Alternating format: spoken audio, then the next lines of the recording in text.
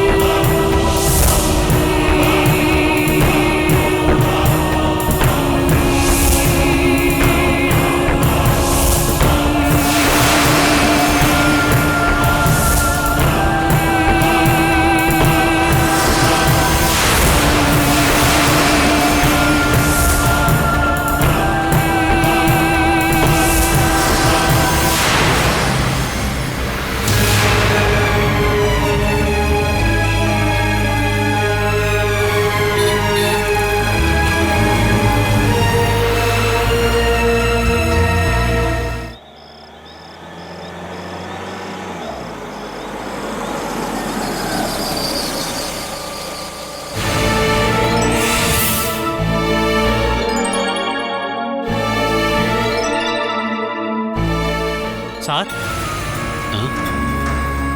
வீட்டுக்கு வந்துட்டோம் sir.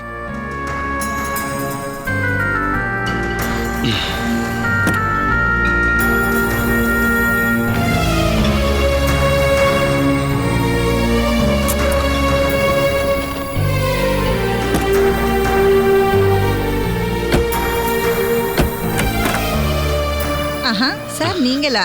Calling bell அடிக்கிறதுக்கு கையை வைக்கிறதுக்குள்ள நீங்களே கதவை திறந்துட்டீங்க. நீங்க ரொம்ப டேலண்டான ஆளு தான். நீங்க என்ன தூங்கலையா? என்னால எப்படி சார் தூங்க முடியும்? சரிம்மா, உங்களுக்கு தான் வயசாயிருச்சு இல்லையா, இனி தூக்கம் கம்மியாகும். சோமா, தேவையில்லாம என் வாயை கிளறாத சொல்லிட்டேன். தேவையில்லாம நான் எதுக்கு என் தூக்கத்தை கெடுத்துக்கணும்? நான் கார்ல போய் இருந்துக்கிறேன் சார். சார் நீங்க உள்ள வாங்க சார்.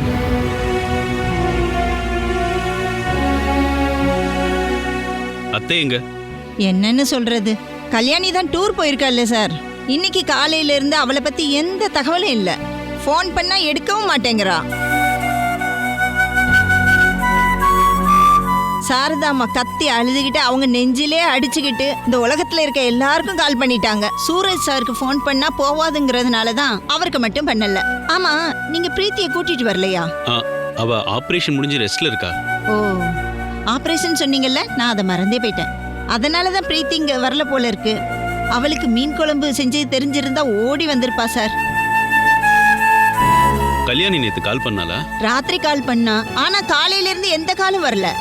இன்னைக்கு மத்தியானம் டிவில காலேஜ்ல இருந்து டூர் போன 3 பொண்ணுங்க திடீர்னு காணாம போயிட்டாங்கங்கிற நியூஸ பார்த்தாங்க. அந்த நியூஸ பார்த்ததும் சாரதாம்மா ஓன அழ ஆரம்பிச்சிட்டாங்க.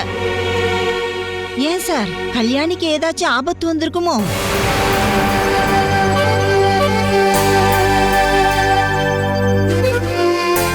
நான் ஏன் சந்தேகத்தை தான் கேட்டேன். இந்த காலத்து பசங்கள்ல சார் எங்கெல்லாம் போறாங்க வராங்கன்னு யாருக்கு தெரியும்?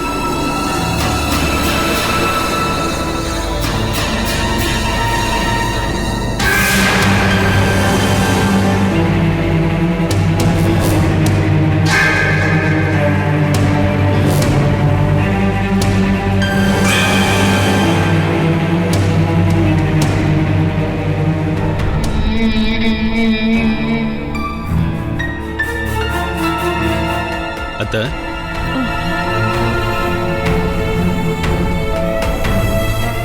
மாப்பிள்ள, கல்யாணிக்கு நான் காலையில இருந்து ஃபோன் பண்ணிட்டு இருக்கேன். அவ போனே எடுக்க மாட்டேங்கிறா. அதுக்காக இப்படி நீங்க அழுதுட்டு இருந்தா என்னத்த பிரயோஜனம்? 4-5 மணி நேரமா போனே எடுக்க மாட்டேங்கிறா அவ. அதனாலதான் பிரீத்தி கால் பண்ண. நீங்க சொன்னதும் பிரீத்தி என்னை காண்டாக்ட் பண்ணா. நான் அப்போ சூரஜை பார்த்துட்டு திரும்பி வந்துட்டு இருந்தேன்.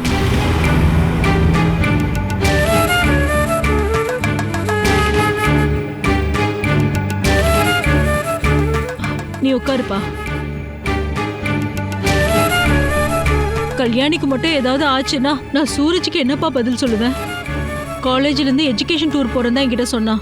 ஆனா காலேஜ்ல கேட்டப்ப அப்படி ஒரு டூரை நாங்க ஆர்கனைஸே பண்ணலன்னு சொல்லிட்டாங்க. அப்படின்னா அவ ஃப்ரெண்ட்ஸ் கூட தான் டூர் போயிருப்பா. அவ பெங்களூருக்கு தான் போயிருக்கா. அது எனக்கு நல்லாவே தெரியும்.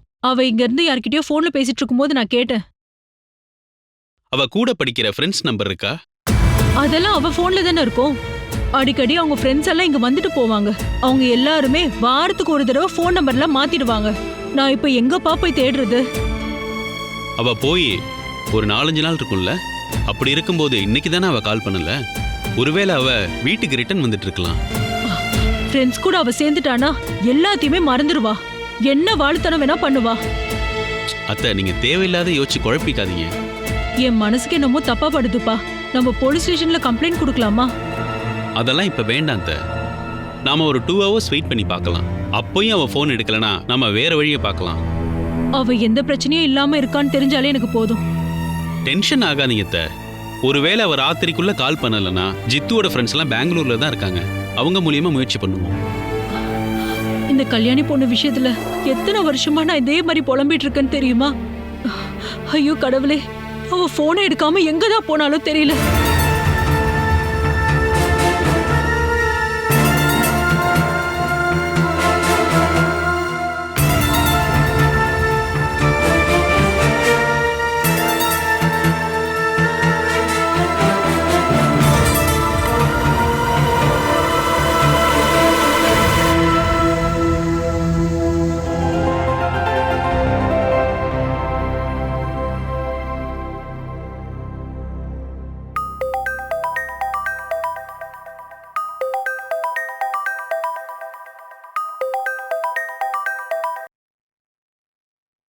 ஹலோ.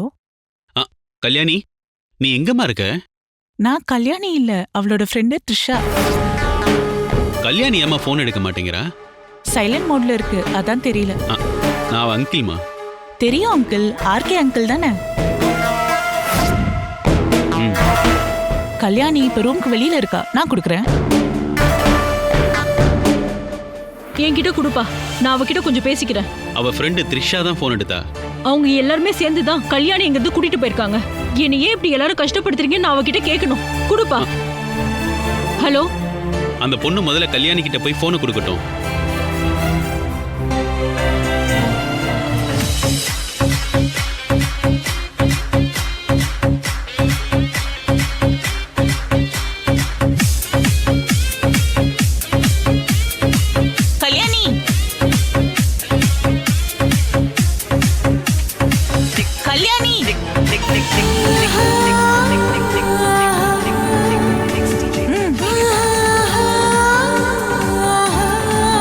உனக்கு ஃபோன். வா.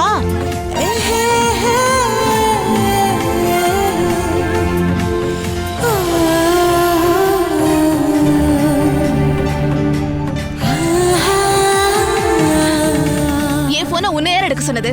அப்பனா நீ எதுக்காக எடுத்துட்டு வந்த? 1 2 இல்ல 25 மிஸ்ட் கால்ஸ். இந்தா உன்னோட ஆர்கே அங்கிள் தான். ஜித்தோட அப்பா தான் கால் பண்ணிருக்காங்க தெரிஞ்சதும் உன் ஃபேஸ் பிரைட் ஆயிடுச்சு. என்ன அங்கிள்?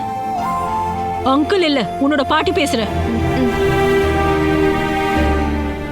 நீ உன் போனை எங்கதாம்மா வச்சிருக்க? நான் உனக்கு எத்தனை தடவை கால் பண்ணேன்னு உன் போனை கொஞ்சம் எடுத்து பாரு. ஒரு தடவையாவது போன் எடுத்து நான் இங்கதான் இருக்கேன்னு என்கிட்ட சொல்லலாம்ல. நான் இங்க உட்கார்ந்துட்டு உன்னை நினைச்சு பயந்துட்டு இருக்கேன். நான் செத்துட்டேதான் நினைச்சீங்களா பாட்டி? இல்ல யார் கூடவோ ஓடி போயிட்டதான் நினைச்சீங்களா? எங்க அம்மா அவங்க கிட்ட பாத்துக்க சொல்லி ஒப்படைச்சிட்டு போனா அந்த 5 வயசு குழந்தை நாயில பாட்டி. என்ன பாத்துக்கவும் கவனமா இருக்கவும் எனக்கு தெரியும். நான் வந்துருவேன். நீங்க போனை அங்கிள்கிட்ட கொடுங்க.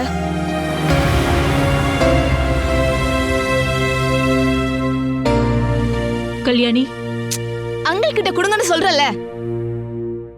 அவளுக்கு என் கூட பேச பிடிக்கல. என்கிட்ட கொடுங்க. அம்மா கல்யாணி, நீ நல்லா இருக்கியாம்மா? உனக்கு கால் பண்ணி எடுக்காததால பாட்டி ரொம்பவே டென்ஷன் ஆயிட்டாங்க. நேத்து நாங்க இருந்த இடத்துல சிக்னல் இல்ல அங்கிள். ரூமுக்கு வரதுக்குள்ள சார்ஜும் இல்ல.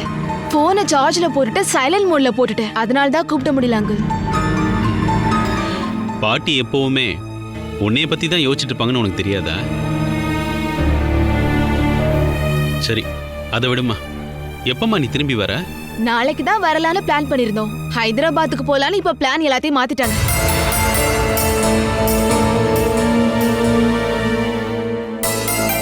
அங்க போனா திரும்பி வர்றதுக்கு ஒரு 5 நாள் ஆகும். ஒரு ஆம்பளைங்கிற முறையில ஜித்துவுக்கு எந்த அளவுக்கு நாங்க ஃப்ரீடம் கொடுக்குறோமோ உன் விஷயத்திலையும் அந்த அளவுக்கு நாங்க ஃப்ரீடம் கொடுத்துருக்கோம். அது ஏன்னா அந்த அளவுக்கு நீ தைரியமான பொண்ணுன்னு தெரிஞ்சதுனால தான். Thank you uncle. ஆனா இந்த தடவை நீ எங்க போனாலும் சரி 15ஆம் தேதிக்குள்ள வீட்டுக்கு வந்துடணும். உன் அப்பா சூரஜ் அன்னைக்கு தான் தண்டனை முடிஞ்சு வெளியில வராரு கல்யாணி.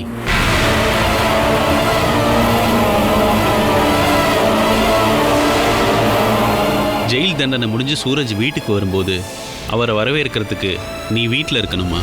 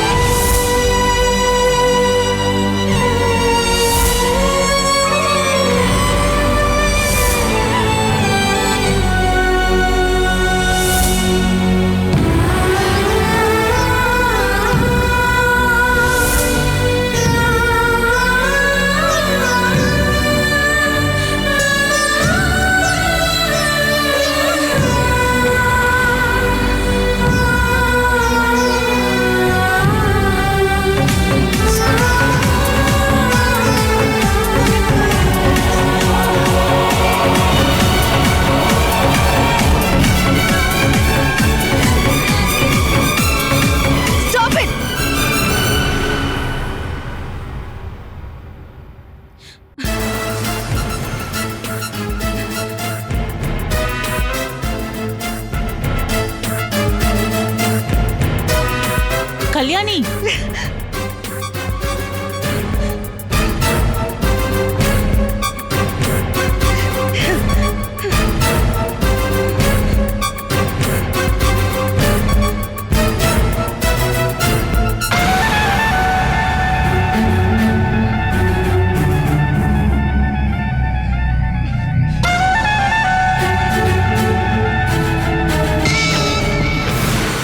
கல்லு என்ன ஆச்சு?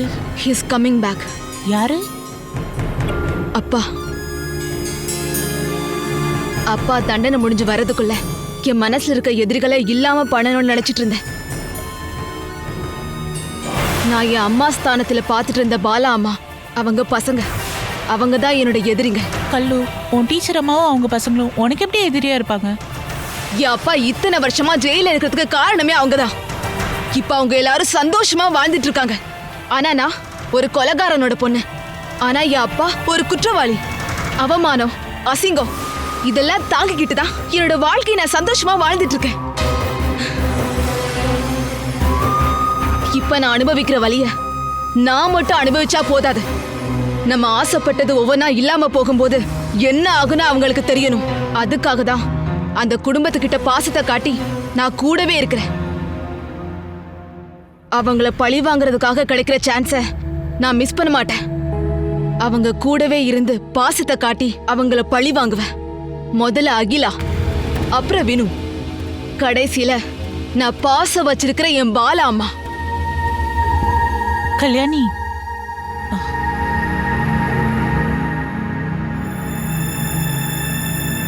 Kalyani, what's your problem?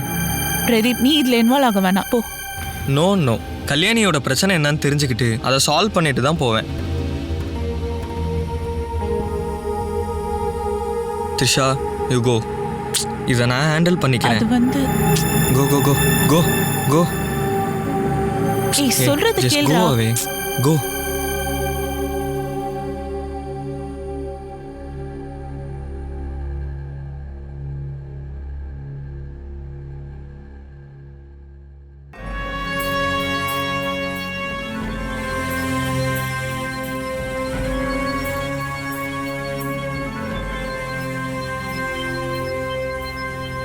Kalyani, இந்த இதை குடி. கொஞ்சம் ரிலாக்ஸாக இருப்ப. ஹே, பிடிமா.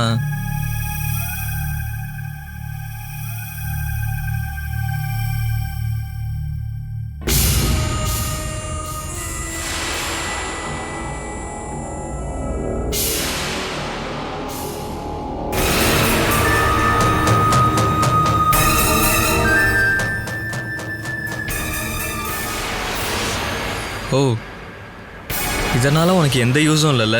I am sorry. இந்த லிக்வர் உனக்கு வேணாண்ணா. இப்போ உன்னை ரிலாக்ஸ் பண்ணுறதுக்கு நான் இருக்கேன்.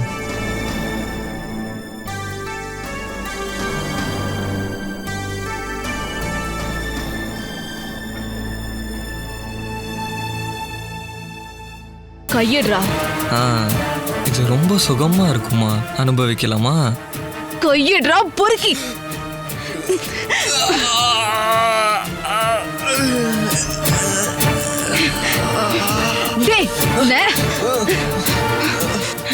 பொண்ணுங்களை பத்தி உனக்குள்ள தப்பான எண்ணம் ஏதாவது இருந்தா அதை நீ இன்னைக்கு தூக்கி போட்டுற. ஃப்ரெண்டுன்னு வந்துட்டா அதுல ஆம்பளை பொம்பளை எந்த வித்தியாசமும் இல்ல, ஃப்ரெண்டு மட்டும்தான். என்ன பொண்ணா பார்த்தனா உன்னை கொண்டு போட்டுவேண்டா பொறுக்கி.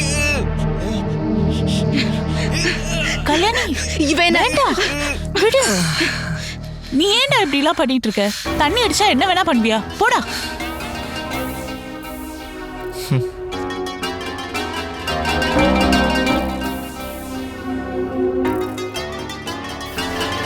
இங்க பாரு, அவன் உன்கிட்ட தப்பா நடந்துக்கிட்டானா? நீ எப்படி ரியாக்ட் பண்ற? அவ என்ன தொடலாம், அப்புறம் கட்டியும் பிடிக்கலாம். ஆனா அவ எப்பவுமே இது ஒரு பொண்ணோட உடம்பு நினைக்கவே கூடாது. என் உடம்புல உரிமையோட கை வைக்கிறதுக்கு நான் ஒரு ஆளுக்கு மட்டும்தான் அனுமதி கொடுப்பேன். அது யாருன்னு கொஞ்சம் சொல்ல.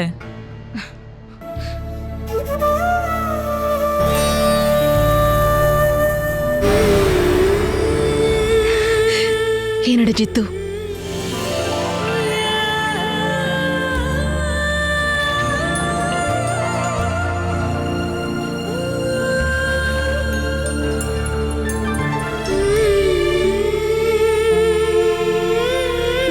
பழைய காலமா இருந்திருந்தா கணக்குப்படி பார்க்கும்போது பிரீத்தி ஆண்டியோட பையன் உன்னோட மறு பையன். எப்ப கல்யாணம் பண்ணி கொடுப்பீங்கன்னு கேட்டாலே போதும். ஆனா இப்போ அப்படி கிடையாது இல்லையா?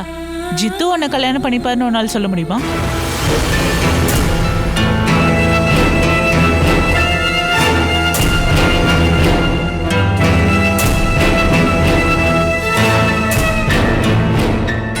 MBBS முடிச்சுட்டு டாக்டர் சேவை செஞ்சுட்டு இருக்க அகிலா மேல தானே உன் ஜித்து மாமா பாசமா இருக்காரு.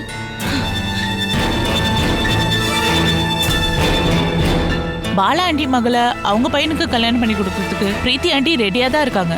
உன்னால என்ன பண்ண முடியும்?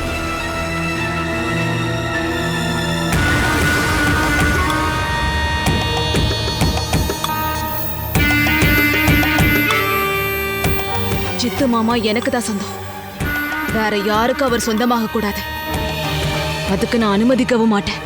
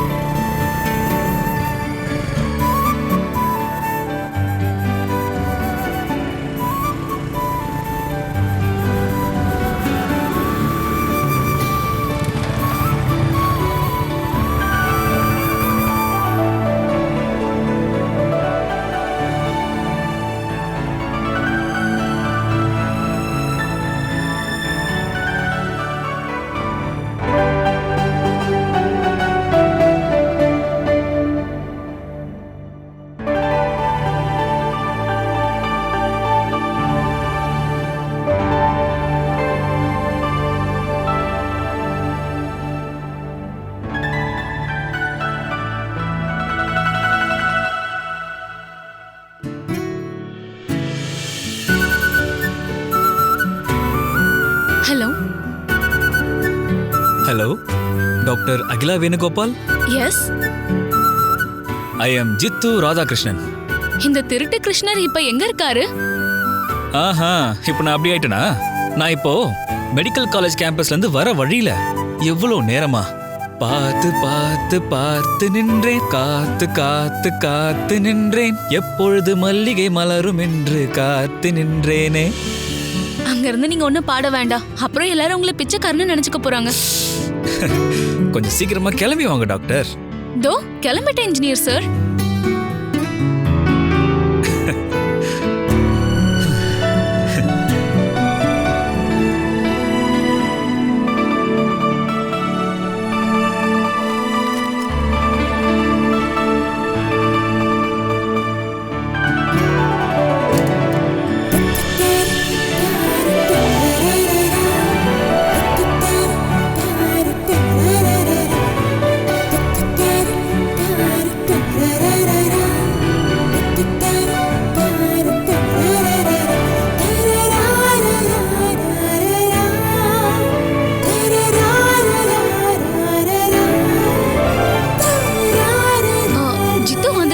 நான் கிளம்புறேன். சரி, டாடா, பாய்.